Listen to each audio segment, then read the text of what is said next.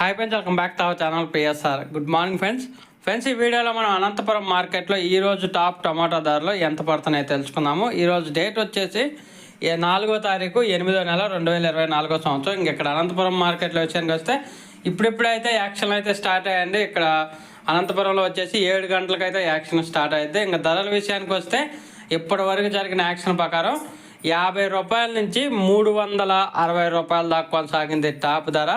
50 rupees to 360 rupees దాకా జరిగింది 15 కేజీల బాక్స్ టాప్ ధర.